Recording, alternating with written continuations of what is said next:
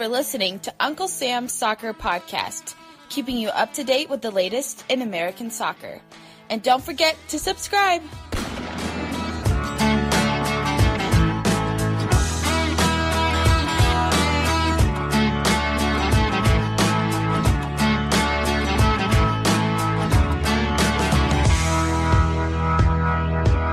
Hello, everyone, and welcome to Uncle Sam's Soccer Podcast. My name is Jake Watroba, and joining me, as always, is Steven Jodaran and Armand Kafai.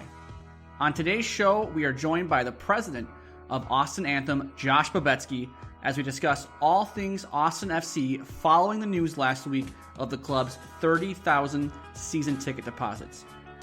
If you haven't already, please rate, review, and subscribe to the show wherever you get your podcasts. Make sure you follow the show on Twitter at UncSamSoccerPod. We always enjoy your feedback and comments, so continue to send them in.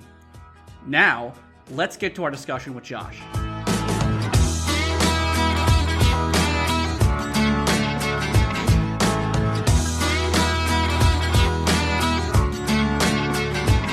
Joining us on the show is the president of Austin Anthem. You can follow him on Twitter at Quixoto. It's Josh Babetski. Josh, how you doing today? Doing well. Happy Father's Day to all the fathers out there, because we're recording this, I guess, on Sunday. But doing great. It's exciting times continue to happen here in Austin, Texas. Josh, and heat is attempting to increase. So yes, starting to get hot. Yes, Josh, actually, I want to get your take on the U.S. Women's World Cup. We've talked a lot about it on the show. We got, obviously, with the U.S. men's national team playing the Gold Cup, World Cup, so much going on. But we're 2 games in. You've been watching them. You said you had a watch party for the game against Chile. Mm-hmm. How are you feeling with this U.S. Women's World Cup? It seems to be smooth sailing. I mean, so far so good, right? I mean, we haven't really kind of come up against any significant competition, I think, yet. But, I think the thing with both the men and the women right now playing in competition is it just continues to just point out that disparity between our national women's program versus where our men's program's at. Josh, what'd you make of the celebrations? I know you saw that conversation on Twitter. Did you care? Did you like it? What's your take on that? Yeah, I mean, I don't really have an opinion there. I think we're watching it, and I'm watching it with my kid who's, not fairly young, to keep his attention for the full 90 and to that level of intensity. And even by the time it got to like the 10th goal, even he's like squirming in his chair going, oh my God, this is so rough. I mean, I think it's natural to just instinctively have a point for like, oh my God, just show them some mercy at this point. But on the other hand, they're there in France to do a job. And, I think, on the behest of sportsmanship to like ask them to step on like off the gas, I don't think makes sense either. As far as the celebrations, whatever. I mean, they're there, they're happy. Some of this, it's their first World Cup. Some of this, it might be their last World Cup. They were clearly having a good time enjoying it. They were showed very sportsman-like courtesy to the team. There was an exchange of notes with the Thai goalkeeper. I think people are just looking for reasons. It's soccer internet. Somebody wants to look for a reason to be upset about something. Well, yeah, that is true. Everyone does look for something to be upset about something. But let's talk about. That's what the internet's for. Yeah, no, you're not wrong. It's God. Oh my! Just wait for we're recording this on Sunday. Just wait for the U.S. men's national team. I don't know what the result is. Like I said, we're recording this on Sunday, but to score 3 goals, and then something's going to happen, or somebody's going to say something about the celebration, and here we go again. But let's talk about why we brought you on today, Sean. Let's talk about Austin. Some big news kind of developed last week. Armand, tell us about it. So Austin broke the MLS record for the largest number of membership deposits placed in a single day in the history of the league at 30,000 seats. This from the Austin FC website. It goes on to say the record-setting deposit results reinforces the Austinites' love of soccer and their city, as well as the strength of the market and the pent-up demand for major league sports in Austin. I think Atlanta in 3 months only had 26,000, Now Austin at 30,000 is phenomenal. Josh, I mean, obviously, what's just your overall reaction to when you first heard this news come out? I agree with all of it. No, I mean, it was clearly, I think it exceeded all manner of expectations that I'm sure the front office had, the league had. It kind of blew our mind, when those numbers kind of came out. But it was clear we had a big day. Like when the website went down at 10 a.m., right when tickets went on sale, and then we're seeing threads on like MLS discussions ranging from Facebook to Reddit to other places where people were like stop their dentist appointment in mid-appointment to get their reservation in. That's certainly a sign of something. The fact that it was really a really strong initial day doesn't surprise me, but just those putting up those kinds of numbers, though, even I'm a little bit like, wow, that's great. And again, it just continues to be every step along the way, just a vindication that this is the right market for MLS to be in. All the data continues to reinforce that narrative that while it wasn't pretty getting here, this certainly is our right choice, and the data and the fans are turning out to prove it all correct. It's pretty crazy, Josh, if you really think about it. I can remember, around this time last year, we were doing the whole Columbus Austin thing, and I was kind of championing on this podcast because I've never been to Austin. I've never been to Texas. I don't know anything about Texas. Only thing I can look at in terms of soccer in Texas and go, FC Dallas can't draw, Houston can't draw. Why the hell would we want to put a team in Austin? That was my whole thought process on that. And then you came on and I listened to what you had to say, and you changed my tune. And this just goes and shows. I mean, 30,000 season tickets. I mean, that's a lot. I mean, Minnesota United, I think. Yeah, what was it in Minnesota? Season tickets. The cap was only 13 or 14,000 season tickets. So I mean, that just gives you an idea of the magnitude of what Austin FC and the fans accomplished. My only question is this 20,500 seat stadium too small now? Should it have been 25,000 or 30,000? Granted, you don't want to build a stadium at 30,000 because you sold 30,000 season tickets. You want some demand. You want a waiting list. You want to create this buzz on the team that, hey, there's more people who want to be a part of this than there are seats. But it kind of makes me wonder: is 20,000 seat stadium, is that too small? And it kind of gets to that point too of when is a team in MLS going to say screw it, let's go 30,000 with our stadium. Let's not be the same size of an NBA arena. Let's go 30,000. Yeah. I think it is the right size. Our stadium here in Austin will have some expandability built into it. It'll be like, I think 20,500 when it opens.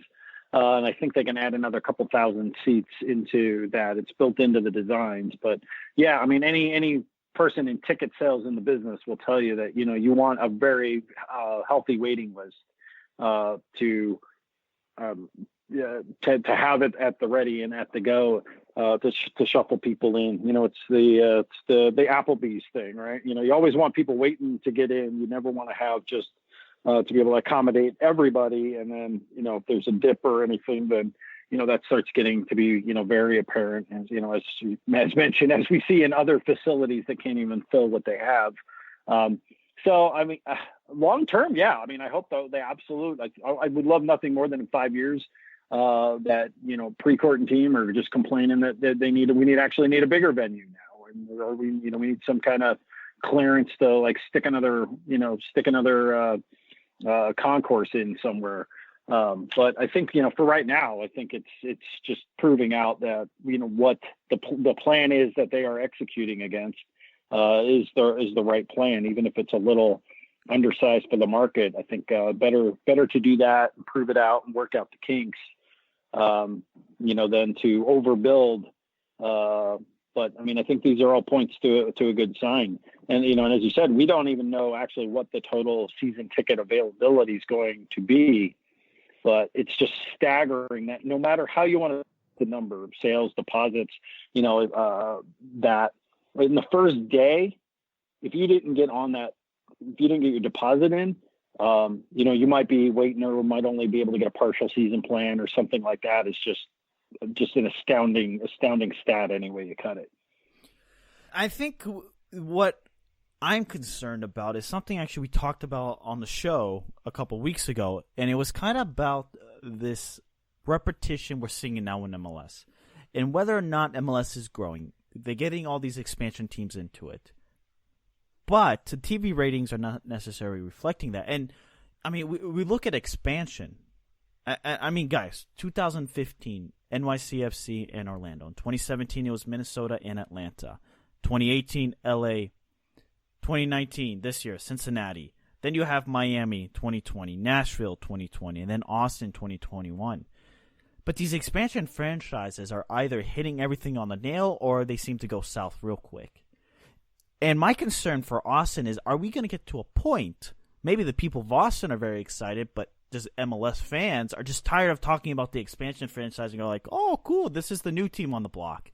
Like, there's a threshold of like, can we just let the league play out for a couple seasons before we introduce somebody new?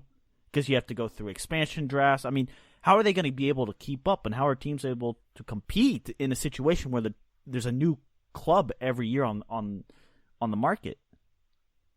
Well, I mean, we have that ending on the horizon, at least, you know, in the short term. So I would suspect that Team 28 is probably going to come in 21 with Austin, whether that's Sacramento or St. Louis, which it seems to be those two still seem to be the front runners. But, you know, who knows what we'll be talking about in a year from now. And then, you know, they agreed to kind of go up to 30, which I don't know how fast that will follow. But, I mean, they're certainly going to chase the markets where the opportunity is. And I think, you know, this is a scenario where, you know, there are enough strong markets to make these things happen. You don't necessarily kind of control the timing and the opportunity of, you know, when they can kind of move into a certain place. But then I certainly expect they will take a breath at some point. You know, just quite simply, if you look at the landscape of potential cities and then the start winnowing down those cities of like what they actually have that would meet all kind of those MLS criteria buttons, you know, there's really only about 3 or 4 more, which is, you know, seems to align with the going to 30 strategy right now, at least for the time being. I mean, obviously things can change, but, you know, I don't think over expansion is too big, because if anything else, it allows them to kind of tweak and improve the formula. I actually think the bigger question is what are MLS's plans going to be to rehab these 1.0 clubs that are, you know, direly underperforming and not being able to compete. I don't think adding cities is the problem. It's what do you do with the ones that aren't keeping up? Josh, I know we've talked often. Yeah, go ahead. Oh, I was just going to say, because, you know, when you bring a market in, you can set new expectations around what the facility should have, what they should do. You got 20-some years of league learnings to go into facilities and operations and ticket sales and outreach. But, you know, when you have a lot of these laggard markets that just aren't keeping pace, you know, some, you know, the original clubs of MLS, you know, they're how do you take all those learnings and now circle back around to those clubs and get them to kind of invest and reinvigorate where the locations they're at? If not, you probably see more relocation threats in the future. I have no doubt. It's interesting to me because I was going back doing some research, and obviously this new deposit information kind of piqued my interest. And maybe I am a little biased. Me, Steve, and are a little biased because we've both been to Austin and we've both been to the city, and we both know what the culture is like over there. It to me, it's very, for lack of a better word, it's intriguing to me how Austin has kind of stepped it up, and you see like these very small things that no one's really talking about, but they're pretty significant, right? They've already got the training cert sponsorship. They've already got the training facility sponsorship. They're getting the academy going with the U14s. Precourt's already said, hey, look, we're going to invest. It's now, I think, $240 or $250 million for the stadium. There is new renders of it. The two teams that are coming into MLS in 2020 haven't really done that much compared to Austin. I mean, let's think about it. Nashville said, what? Oh, we're going to be playing in Nissan Stadium. They have a $275 million stadium, but that's going to open 2 years after they join MLS. If you look at Inter Miami, they're going to be playing in Fort Lauderdale for the first 2 years. Sure, they've both kind of started up their academies, but Fort Lauderdale is in Miami, and we both know that. And that stadium is only going to be 18,000, and then they might move to Freedom Park in 2022 if they can get all that stuff together. It seems like, and this is, again, my opinion, I think people were wrong about the prospect of Austin being a bad market. I'm not saying, hey, look, the media numbers aren't that good. But, I mean, relative to the other expansion teams that are going on, sure, Precourt's known as this cheapskate because of what happened in Columbus, whatever. That's all in the past. Right now, they're setting the standard ahead of these other MLS expansion franchises. They're coming in next year. Not even in 2-3 years. They're coming in next year. Josh, I mean, I just want your opinion, because I know you've always been you're obviously a huge proponent of MLS in Austin. Do you think people had like a wrong perspective or a wrong prospect of Austin being a bad market? I guess it depends on who those people are. I mean, again, you go back to soccer internet. They're, it's largely just a bunch of, clowny attitudes and internet mentality mobs that just want to have a narrative that fits their position. And before the narrative was, oh, this is, bad what's happening up north. Therefore, Austin itself is bad. You have our friends down in San Antonio, griping a bit because somehow they felt they were passed over. But I mean, the data has stood up for years that what a good market Austin is in general. People love to try and throw up the PDL and the USL stuff. But I mean, that's not the same as having a top flight club. There's just no comparison. I mean, Atlanta's a really good poster child for that with the Silverbacks versus what you see Atlanta do. It is a different product. It is a different set of circumstances. Plus, Austin is a rapidly evolving market. I mean, Austin 5 years ago is definitely not the same as Austin 10 years ago when the original Aztecs fled in the night to become Orlando City. So, I think anybody who was saying Austin's a bad market it wasn't looking at any of the data objectively. I think the other thing is, the people who, they found it fun to be hating on Precourt and team. And, certainly there was certainly an unpolished PR aspect to what's been going on over the past year. But, one might almost have to say, they're actually have been executing against the plan. And now those plans are starting to come to light. And it's looking like a much different scene of how they're implementing their Austin strategy here. And it seems to be already paying off, and we still have 23 months before we kick a ball, or 22, I guess, at this point. Yeah. I mean, there's two different perspectives there. There's obviously the one from Austin where like, wait a minute, there's something to be said here. And I think Armani actually say something that a lot of people don't want to talk about is that these expansion franchises, if they don't take it seriously, they could easily fail. I mean, Jake, Minnesota or Cincinnati, I mean, you're talking about two different squads and clubs here, but their philosophy has kind of set them up to fail. And then you have Austin and all what Armand has said and read and what they're doing. It seems like they're going to come in and be more front runners like in LAFC and in Atlanta. Right. I mean, from my perspective, I should have known when FC Cincinnati was asking Minnesota United about the expansion process that FC Cincinnati was going to be a bleep show this year. That should have been my first clue. But what I want to just ask all of you, actually, just kind of piggybacking off of what Armand was saying earlier, was how Austin has their stadium in place, or they're building that or getting that ready. You have the training facility, you have the academy, you have the sponsorship deals, you have a 30,000 season ticket deposit. Is Precourt, and I'll start with Steven on this one, do you believe Precourt is going to hit the ground running with this team in terms of investing in player personnel and not going the Minnesota United or the FC Cincinnati approach and kind of doing the, soft launch FC type of thing? Jake, I think he almost has to. All the criticism of what happened with the Crew going to Austin, I mean, we lived through it. We covered it. And Josh, you probably would have a more of an insider take since you were down there and you see things from coming from the ground up. But I think he has to. But I think more importantly, and I think this is the better fact, it's better for the league if they do. You need a team like Austin hit the ground running because I don't see Nashville doing it. Maybe they will, but they're coming into the league next season. we saw the difficulties FC Cincinnati had, and Miami seems to be a bleep show. Yeah, Beckham's trying to get Messi and Suarez to come over, but they're not going to have a real stadium. They're going to be playing non-Miami. They're going to have all types of problems in Miami. So I don't know, Josh. I mean, do you think Precourt is feeling the pressure to succeed?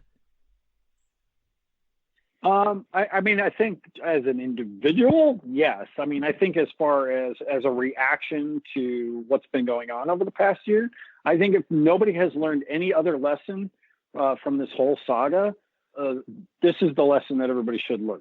The league gives 0 Fs what public perception is. They are going to operate against whatever plan they're operating against, and they will ride out the wave of PR and WTF until they get to that point. And by and large, once they get to the other end of that plan, everybody's kind of like, oh, well, this is actually a pretty good plan. You know, why they do that? I don't know. But, you know, I don't think anybody is doing anything to prove anything. I don't think Precourt or Priesby has anything to prove to the league. I think they are solely focused on executing their franchise here in Austin, Texas, to the best of their ability. And I think if you take, you know, any of the data that you've seen from the franchise, a good part of that team, that operation used to be running, and how well and how successful a lot of those aspects were there. Yeah, I mean, I think just not to, you know, I guess the short answer is not to prove to anything else, but I think they want to run a very successful franchise. I think the assumption that, you know, LA and LAFC and Atlanta have really kind of opened up some changes in how the approach and how they set things up, I think, have occurred. You know, is Nashville and Miami going to pick up on some of that? Well, you know, why didn't Cincinnati? But maybe those are some of the learnings too, where they backed off the gas of trying to quickly get a team down here to play in 19 and just wait out till 21 and start clean and have the runway. Clearly seems to be a better approach. I mean, it paid off dividends in LA. And, you know, you can argue Atlanta kind of, maybe not the same kind of runway, but certainly they had some time to get things right. My opinion of it is this. Is there pressure directly? No. But I think there's an expectation. And you invest in this brilliant stadium. You're going to invest in a training facility.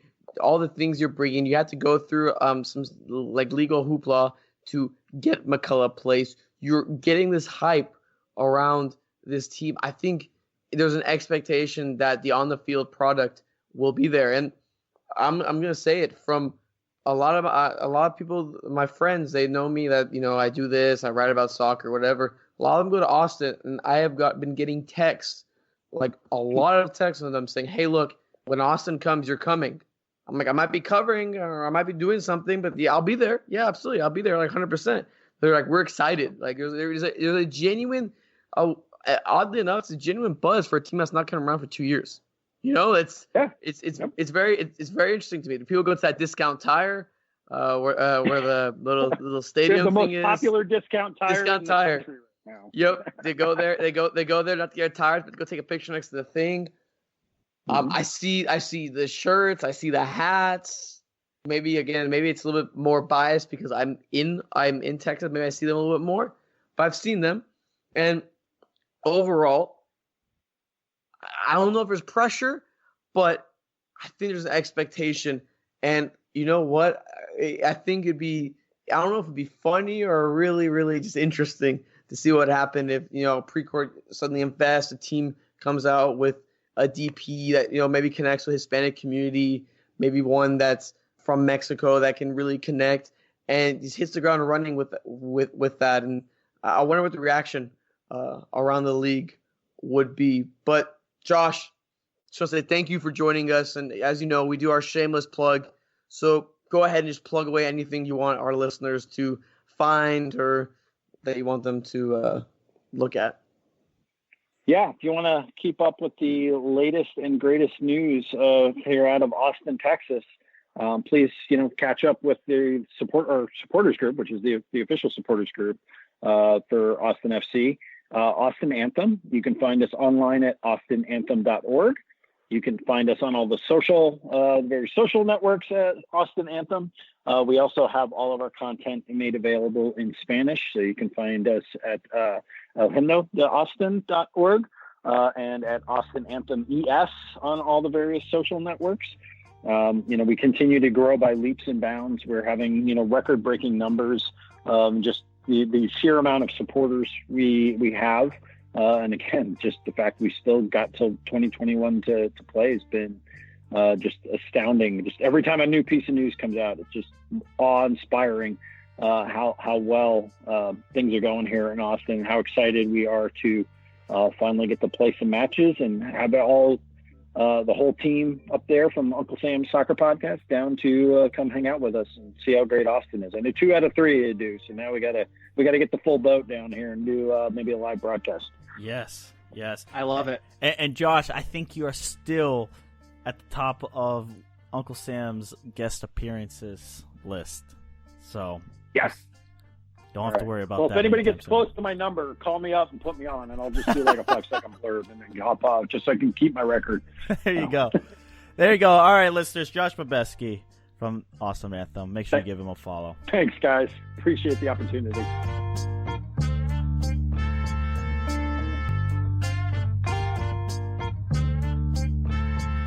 It's always a pleasure talking with Josh. Listeners, Austin FC. It's kind of late for the question of the day. The question of the day is Austin FC taking the proper steps to ensure success? And then you have a club like Nashville that seems to be under the radar. Jake and Armando, I mean, it's like Austin FC seem to be ready for MLS. And then you have Miami and Nashville who are entering a year before Austin. And it's hard. What are we doing? What are we doing with these two clubs? I don't know, because Miami is a struggle. Who knows? They could be in Fort Lauderdale for a long time. Who knows? We're not sure. In Nashville, I mean, look, a lot of people rag on Austin for having really bad the Aztecs or whatever. I mean, this is from last week. Nashville's attendance in USL isn't amazing. It's 6,320. That's their average.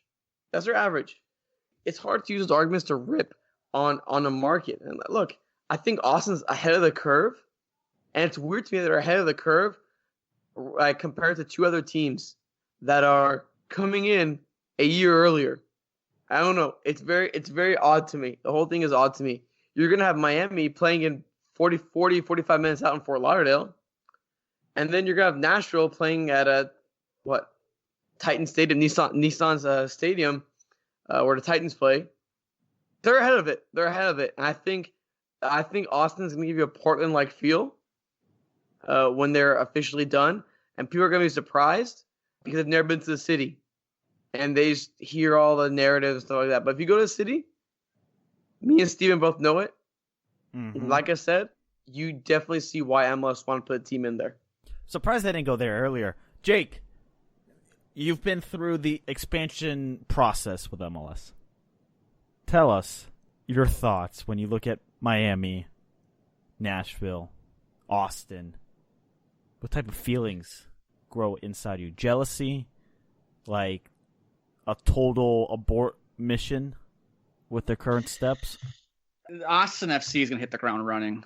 I fully believe that. I think they're going to be one of the better teams in MLS when they enter the league in a couple of years here, kind of like LAFC was last season. Minnesota United didn't even have an academy set up until their very first season. I mean, it sounds, I think what Armand said with when Josh was on was they already have a U14 team set up. So that right there tells me that they're already thinking down the future. They have the practice facility. They have the season ticket pledge and all that whole thing going on. Austin's gonna be great. This team's gonna be good from the jump. I know Miami seems like kind of a bleep show, but I think they won't have any problems getting some higher end international talent to come there just because of the name. Miami, people want to be in Miami. I think it might look like a mess. David Beckham. It might look like a mess playing in Fort Lauderdale, but I think the team-wise, I think they should be decent to start. Now, Nashville's going to be like Cincinnati. They're going to be like Minnesota United. They're going to be like Orlando. Of the 3, they are going to be the worst team of the bunch. They don't know what they're doing. It doesn't look like it. They're going to play in Nissan Stadium. Like Armand said, they're drawing 6,000 people. I think they're playing in a minor league baseball stadium. I can see why you wouldn't want to go and watch. But to me, we'll see with Nashville. I think Austin will be fine. Nashville will be an interesting squad to follow because they could turn it around. They could actually say, look, we know what Cincinnati did. We're not going to do what Cincinnati did. We'll do something different. But from outside looking in, it just doesn't make a lot of sense. And more so, it's just about the noise they create. Like, what type of buzz is around the squad? I'm not too certain. I think Austin, there's controversy with the ownership, with the start of the club. But there's also buzz within the city. And then there's buzz around the league. They're like, look at this club. People are interested. People are invested. That's why we're talking about them on the show. Listeners, at Unc Sam Soccer Pod, tweet us thoughts, question of the day. What are we doing with Austin FC? How are we feeling? What are we looking at? You excited for 2021? Follow us at Steven Jodderand, at Jake Watroba, at Armand Kafai, again, at Unc Sam Soccer Pod. Hit that subscribe button. Go back, listen to what we've had to say about the U.S. women's team, U.S. men's team, all of that good stuff. Past interviews. Until next time.